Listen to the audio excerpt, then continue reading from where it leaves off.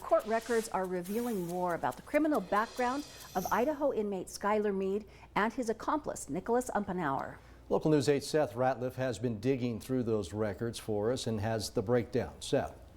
Todd, Linda, Idaho court records indicate that the two men have an extensive history of alleged criminal activity.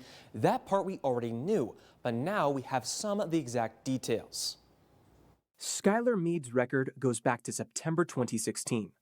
On September 11th, Mead was charged with the unlawful possession of a weapon by a convicted felon. Later that same month, he's found in possession of a controlled substance. In November 2016, Mead is charged with shooting at police officers in a high-speed chase after fleeing a traffic stop.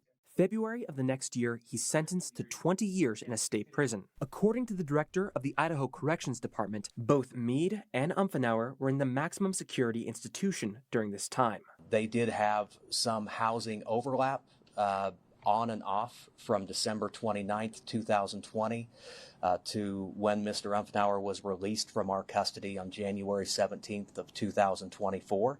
That they were both housed at the Idaho Maximum Security Institution, and there was frequent movement in between, but there were times within that time frame where they shared they were in the same housing unit at our facilities. Umpenauer has a much more extensive criminal history in Idaho. In July 2014, Umpenauer was charged with poaching several big game animals. He was later sentenced to a year in an Idaho state prison. In March of 2016, Umpenauer is charged with burglary and criminal conspiracy. He's once again sentenced to 365 days in an Idaho state correctional facility later that year. On August 3, 2018, Umpenauer is charged with the unlawful possession of a weapon by a convicted felon.